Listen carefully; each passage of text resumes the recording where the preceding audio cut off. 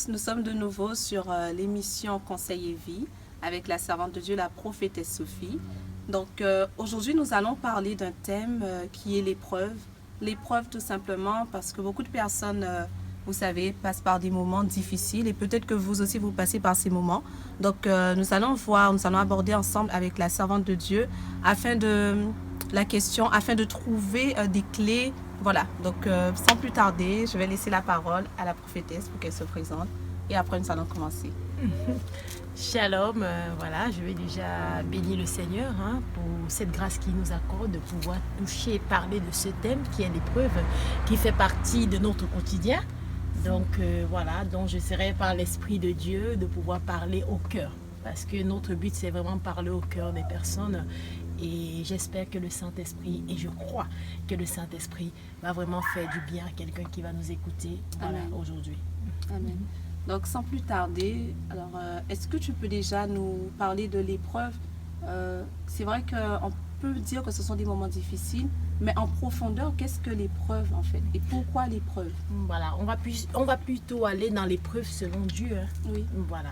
Parce que il y a, comment je peux expliquer, il y a des choix qu'on peut faire dans la vie qui peuvent nous causer préjudice. C'est-à-dire, voilà, des choix, voilà, on n'a pas forcément demandé la volonté de Dieu et on a posé certaines actions qui nous mettent dans une forme d'épreuve. Ce n'est pas cette épreuve dont je vais aborder aujourd'hui. Je vais aborder l'épreuve qui fait partie du quotidien, voilà, que ce soit de tout le monde ou plus précisément aussi d'un enfant de Dieu. Donc l'épreuve quelque part, lorsque Dieu voit, notamment ceux qui nous regardent doivent d'abord changer leur vision sur l'épreuve. Je vais déjà commencer par là, qu'on essaie déjà de changer notre vision sur l'épreuve. L'épreuve pour Dieu c'est un don. Ça peut être dur à entendre, voilà. C'est un don parce que l'épreuve est une terre fertile pour produire ou fructifier nos fruits et des vertus. Voilà. Donc c'est une terre où nous apprenons avec Dieu à fructifier les fruits de l'esprit en nous et à construire des vertus. Voilà, on va parler des fruits de l'esprit comme l'amour, on va parler d'une vertu, l'humilité, parce que plusieurs qui ont traversé certaines épreuves, ils vont bien dire avant l'épreuve et après l'épreuve, c'est plus les mêmes personnes. Donc quelque part pour Dieu, c'est une terre fertile où le Saint-Esprit vient nous aider à travailler, à cultiver le meilleur de nous, ce qui est vraiment en nous. Et nous pouvons voir notamment, lorsqu'on jalonne un peu la Bible, nous pouvons voir notamment comme Job. Voilà, Job, quand on voit l'histoire de Job, on voit qu'il a été béni par l'Éternel, mais il y avait quelque chose dans la vie de Job, voilà, l'esprit du propre juste. Et l'épreuve a permis à Job de s'humilier et de pouvoir voir Dieu tel qu'il est. Donc il se disait sûrement à l'intérieur de lui, s'il est riche, c'est parce qu'il craint Dieu, c'est parce que non. Même si on craint Dieu, même si on vit dans une vie de sanctification, l'épreuve, elle fait partie de notre parcours. Elle jalonne notre vie et nous devons comprendre, selon Dieu, que c'est une terre où Dieu va venir fertiliser ce qui est déjà en nous, mais qui ne ressort pas encore. Mais qui va venir fertiliser la terre afin que nous puissions porter du fruit. L'épreuve aussi, c'est un temps de dépouillement. Voilà. On vient, pour plusieurs personnes, on vient du monde. On a certaines choses qui sont encore en nous. C'est un temps où Dieu nous dépouille, où Dieu ôte le prépuce. Quand on dit ôter le prépuce, c'est enlever ce qui est mal. Où Dieu enlève ce qui est mal selon lui. Pas selon les hommes, selon lui, afin de nous construire et nous bâtir dans notre esprit selon sa volonté. L'épreuve aussi, quelque part, c'est un repositionnement, comment je vais dire, de notre être. Nous sommes dans un monde physique, on marche notamment, même si on dit on a les yeux de la foi, on marche notamment avec la vision. On voit des choses. Et de fois, on voit des choses, on a besoin de toucher à certaines choses qui peuvent être néfastes lorsqu'on les avale. Voilà. Donc l'épreuve, quelque part, Dieu veut nous amener à repositionner la priorité de l'être. Ça veut dire ne plus marcher selon la chair, selon l'âme, avant de marcher selon l'esprit. Mais de marcher selon l'esprit, afin que l'esprit s'impose sur notre âme et les désirs de la chair. Je ne sais pas s'il y a qui comprend. C'est très profond. C'est cette partie-là. Nous sommes dans un monde où nous vivons. C'est vrai qu'il y a tellement de choses qui nous attirent, qu'on peut, voilà, sans s'en rendre compte, aller chercher quelque chose que lorsqu'on va mettre dans notre bouche ou lorsqu'on va consommer, ça peut nous détruire. Et comme le Saint-Esprit aussi sait que nous sommes quelque part sur cette terre et plusieurs, sans s'en rendre compte, marchent d'abord selon la chair, selon leur âme, avant de marcher selon leur esprit, que devait dire, où le Saint-Esprit se connecte à leur esprit avant de leur parler. Mais marche selon la chair, l'âme, avant de dire, bon, je suis quand même esprit. Alors que Dieu, dans le parcours de l'épreuve, veut nous faire marcher selon notre esprit, l'esprit qu'il a mis en nous, afin que notre esprit neutralise les désirs de l'âme et que la chair s'étaise, afin de pouvoir cheminer dans la volonté de Dieu. Donc, l'épreuve, c'est aussi ça. L'épreuve, pour beaucoup d'autres personnes qui peuvent voir ça comme un temps de frustration, c'est pas un temps de frustration pour Dieu. Si on se frustre dans l'épreuve, on commence à aller dans une terre où Dieu ne nous veut pas. C'est-à-dire, on va commencer à se révolter, on va commencer à se replier sur nous-mêmes, on va commencer à dire Dieu ne nous aime pas, la vie ne nous a pas. Voilà. Alors que derrière l'épreuve, il y a, comment dire, il y a une porte d'espérance, il y a quelque chose de meilleur que nous pouvons apporter à plusieurs personnes. Mais au départ de l'épreuve, plusieurs voient cela comme une souffrance, comme un déchirement, comme voilà. Donc si quelqu'un aujourd'hui change juste sa vision de l'épreuve et dit ça fait partie d'un lot de la vie, voilà, c'est comme ça qu'on le veut ou pas, chrétien ou païen, tu vas vivre des épreuves. Donc si tu changes bien ta vision, ça veut dire que lorsque ça arrive, c'est pas que ça fait pas mal, c'est pas que ça fait pas pleurer, voilà, mais la manière de changer ta vision va te dire, ah, c'est un don de Dieu. Donc dans cette épreuve, qu'est-ce que le Seigneur veut m'enseigner? Après avoir pleuré, après avoir eu mal peut-être, mais qu'est-ce que le Seigneur veut m'enseigner derrière tout ça? Parce qu'il y a une richesse derrière l'épreuve. Ceux qui ont traversé des moments difficiles, lorsqu'ils sortent de là, ils vont sortir avec une certaine sagesse qu'on n'aurait pas eue si on n'avait pas traversé des épreuves. Ils vont sortir avec une certaine compassion qu'on aurait eue, qu'on n'aurait pas eue s'il n'y avait pas d'épreuve. Ils vont sortir avec une certaine humilité. Par exemple, l'apôtre Pierre, lorsque Jésus lui dit qu'il va être crucifié, bon, il était tellement sûr de lui et qui s'est dit, voilà, il s'est dit non, que le Seigneur ne doit pas être crucifié. Donc, quelque part, c'était quelque chose de merveilleux. Mais c'était une forme, en fait, voilà, d'orgueil. Lorsqu'on voit, par exemple, l'apôtre Pierre qui ne devait pas régner Jésus, mais Jésus lui dit quelque part que le coq ne va pas chanter sans que tu m'aies régné 3 fois.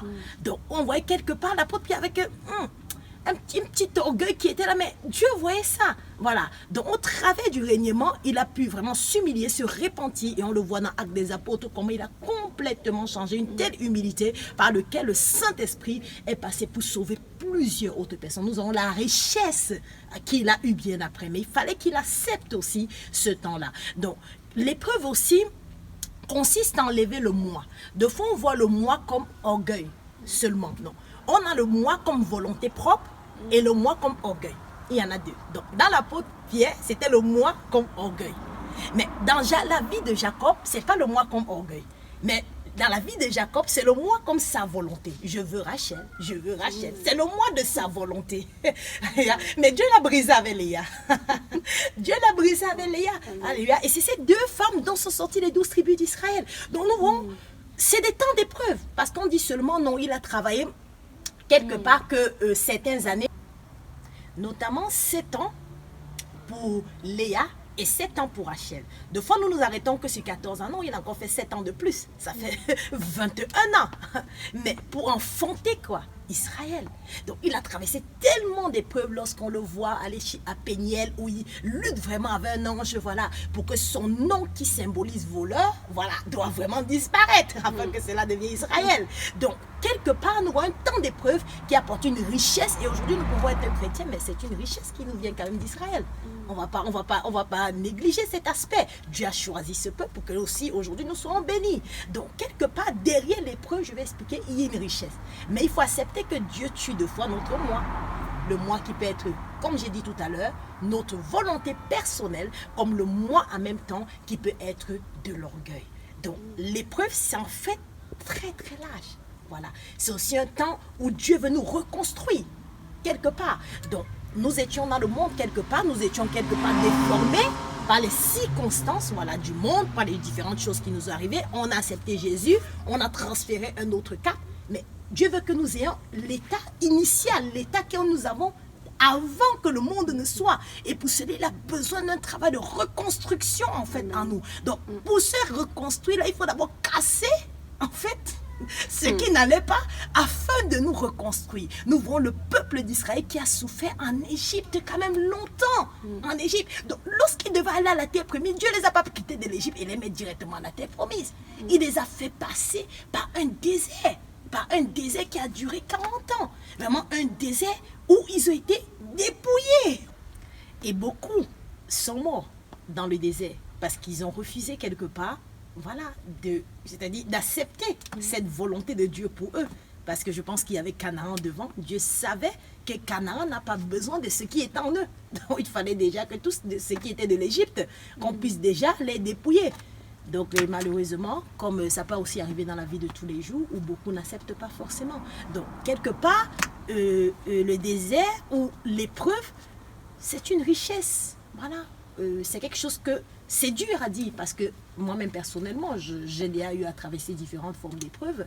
C'est dur à dire, mais quelque part, si on ne l'accepte pas, si on ne voit pas l'épreuve comme don de Dieu, si on ne voit pas l'épreuve comme l'eau de la vie quotidienne, franchement, ça sera compliqué de pouvoir surmonter différentes épreuves. Donc, moi, personnellement, je change d'abord ma vision de voir donc que ça arrive.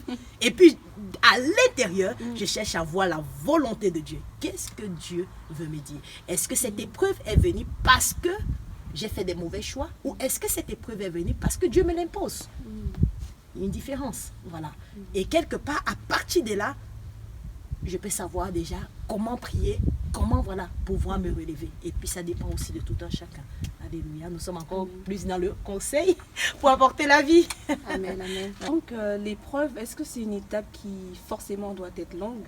Et est-ce qu'il y a des clés, si je peux dire ça comme ça, pour s'en sortir plus rapidement? Voilà, donc c'est une question intéressante parce que le long et le court, Dieu a une vision du long et du court qui est différent, alléluia, différente de la vision de l'homme. Voilà, une épreuve que Dieu va voir forcément de courte va être quelque chose d'interminable pour un homme. Voilà.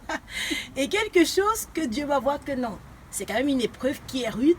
Voilà, Dieu peut donner aussi les capacités à l'homme de voir ça comme court. Donc, oui, et pour l'homme, c'est pour cela que je vais regarder la vision sur nous. Ça peut être court, comme ça peut être long. Mais ça dépend vraiment de tout un chacun. Il y a des personnes que, même une petite épreuve, quelque chose, c'est interminable pour eux. On ne peut pas les juger. Et il y en a qui sont vraiment dans une longue épreuve pénible, mais ils ont le zèle, ils continuent à servir Dieu. Ils voient ça, en fait, comme très court. Donc, tout dépend, voilà, de tout un chacun, de la manière d'aborder l'épreuve, de la vision de l'épreuve, voilà, de la capacité aussi que Dieu donne à chacun, voilà, parce qu'il ne nous donnera pas une épreuve au-delà de nos forces, donc de la capacité que Dieu donne à chacun de pouvoir surmonter l'épreuve. Maintenant, tout va venir demander aussi, c'est quel type d'épreuve aussi que chacun est en train de vivre. Notamment, on a une belle image sur le peuple d'Israël qui est sorti de l'Égypte et qui arrive dans le désert. Donc, nous voyons la première épreuve, c'est l'épreuve, en fait, comme on appelle l'épreuve de la soif. Ils ont soif, ils ont besoin, comment dire, ils ont quelque chose d'essentiel qu'ils ont besoin. C'est pas quelque chose qui pouvait se passer, de la soif. Ils sont dans le désert, il fait chaud. C'est l'épreuve en fait qu'on appelle l'épreuve de Mara. Donc c'est une épreuve qu'on a l'impression que c'est vraiment très beau. Parce que je suis sûre que lorsque le peuple sortait de l'Égypte, ils regardent l'eau. Ils n'ont pas vu d'eau dans le désert. Tout le monde va courir et vouloir boire. Mais c'est quand ils ont bu l'eau qu'ils ont constaté que c'est amer. Voilà. Parce que ce besoin est venu comment? Je vais dire d'un désir, d'une envie qu'ils avaient. Donc quelque part, il y a des choses qu'on désire dans la vie. On a envie. Et lorsqu'on voit, on se précipite tout de suite à prendre. On ne se demande pas est-ce que ça est bien pour moi? Est-ce que ça me correspond? Voilà. On se dit forcément ça va étancher notre soif. Et quand on boit, on constate que c'est amer à l'intérieur de nous, que c'est dur. Et ça nous met dans une forme d'épreuve. Alléluia, ça nous met dans une forme d'épreuve que de fois on veut vite s'en dégager, mais on va d'abord rester dans l'épreuve. Dieu va nous enseigner quoi dans cette épreuve? Le discernement. À discerner ce qui est bien et ce qui n'est pas bien pour nous. Quelque part, il y a une richesse derrière, mais c'est une épreuve. L'épreuve de Mara, c'est une épreuve. Donc, il y a plusieurs personnes, comme on voit aussi notamment dans le choix, que ce soit dans le choix de conjoint, que ce soit vraiment dans le choix de quelque chose, d'une décision. On peut voir quelque chose, on se dit, ah ça c'est bien pour nous. Et puis lorsqu'on consomme, ah non, c'est vrai que ça ne nous correspond pas. C'est pas qu'on n'aime pas Dieu, mais ça nous mène à une forme d'épreuve. C'est pas que Dieu, voilà, va nous rejeter parce qu'on a fait quelque chose. Non, pas du tout. Mais le Seigneur va travailler au travers de cette épreuve, va nous travailler quoi? Le discernement. Commencer à discerner les choses, la sagesse, commencer à prendre du recul avant de choisir. Donc, quelque part, même dans l'épreuve de Mara, il y a une richesse. Je vais par exemple parler aussi à ceux qui vivent des privations. C'est quelque chose quand même de dur. Tu es marié, c'est normal que tu aies des enfants pour Dieu. C'est un droit légal. Mais c'est quelque chose qui t'est ôté. Malgré que tu es marié, tu as le droit d'avoir des enfants. Mais tu constates que depuis 5 ans, j'ai pas. Depuis 6 ans, j'ai pas d'enfants. Depuis 7 ans, l'épreuve de la privation, c'est une privation d'un besoin essentiel. Ça fait vraiment mal. C'est quelque chose que tu as droit. Tu n'es pas dans le péché. Tu es bien avec Dieu. Tu es en accord avec Dieu. Tu as notamment même le droit. C'est même Dieu qui dit que c'est bien pour toi. Mais quelque part dans ta vie quotidienne, tu l'as pas. Et la privation, c'est quelque chose de difficile. Anne l'a vécu, la privation. C'est quelque chose de très, très difficile. C'est une épreuve. Mais une épreuve qu'on va sortir de là avec une richesse. Les personnes qui ont traversé la privation, c'est des personnes assez humbles et assez reconnaissantes. C'est des personnes que même dans les petites choses, toute la gloire revient à Dieu. Parce qu'elles ont fait 10 ans et n'ont pas d'enfant. Et le jour où Dieu leur donne l'enfant, c'est une bénédiction, c'est une grâce. Elles vont plus se comporter comme celle qui a eu facilement l'enfant. Voilà, l'enfant n'est pas l'enfant comme tout le monde. Pour elle, c'est un parcours, c'est une histoire. Et de là va sortir une certaine richesse, une certaine reconnaissance, une vie qu'elle peut apporter à d'autres personnes, à d'autres femmes stériles. Nous allons voir qu'une personne qui était stérile, lorsqu'elle prie, forcément pour quelqu'un, j'ai bien dit encore stérile entre guillemets, voilà, parce qu'il n'y a pas de femme stérile dans la maison du Seigneur, c'est juste son temps d'épreuve. Voilà, lorsqu'elle prie pour quelqu'un, il y a une certaine vie qui va se dégager à l'instant, parce que son vécu parle plus que les paroles qu'elle libère. Alléluia. Donc sur la vie de la personne. C'est-à-dire, la vie va venir de quoi? De son désert. Et lorsqu'elle va prier pour quelqu'un, c'est pas trop les paroles qui auront de l'impact. C'est en fait son témoignage, sa vie, qui va se propulser au travers des paroles et bouleverser la vie de l'autre parce qu'elle sait ce qu'elle a vécu, elle sait ce qu'elle a traversé. Voilà sa richesse. Dans les déserts de privation, c'est pas quelque chose, voilà, qui est assez facile à vivre. Voilà. Nous allons voir aussi les déserts qu'on appelle des déserts de longue attente ou de longue durée. C'est des déserts assez longs. Nous voyons peut-être Abraham, hein, voilà, 72 ans, il faut attendre la promesse jusqu'à, voilà, on a le temps d'avoir, on a le temps de faire plein de choses entre-temps. À la montagne, on s'est dit certainement, le peuple s'est dit certainement, voilà, Moïse vraiment est certainement mort à la montagne. Donc, qu'est-ce qui s'est passé? Dans l'attente du peuple, ils ont bâti des veaux d'or. Un veau d'or, c'est quelque chose que tu crois que tu es en train d'élever à une situation, voilà, à ce que tu es en train de vivre, tu es en train d'élever la situation, tu te dis non, c'est quelque chose qui est très très bien pour moi, tu élèves, ça devient comme ton Dieu. Alléluia. Par contre, ça va te détruire parce que Dieu va se retirer. Alléluia. Donc, deux fois, les déserts de longue attente, ça pousse des personnes à aller dans des voies de compromission.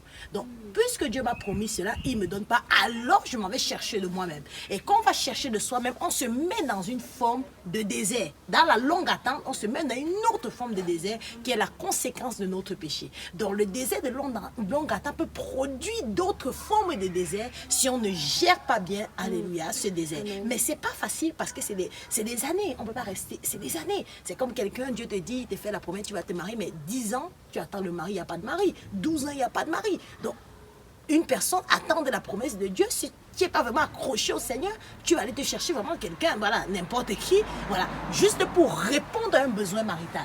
Et tu vas te mettre dans une forme de désert. Donc, les déserts de longue attente, c'est aussi difficile. Anne aussi a vécu les déserts de longue attente. Dieu, tu es marié aussi en même temps, même si c'est de la privation, tu as quand même attendu l'enfant longtemps. Donc, c'est un désert quelque part de longue attente. Sarah, pareil, c'est des déserts de longue attente. C'est pas facile, c'est pas des choses difficiles. Mais on sort de là aussi avec une richesse. Ces personnes qui ont vécu des déserts de longue attente ont quelque chose en elles, c'est-à-dire la confiance en Dieu.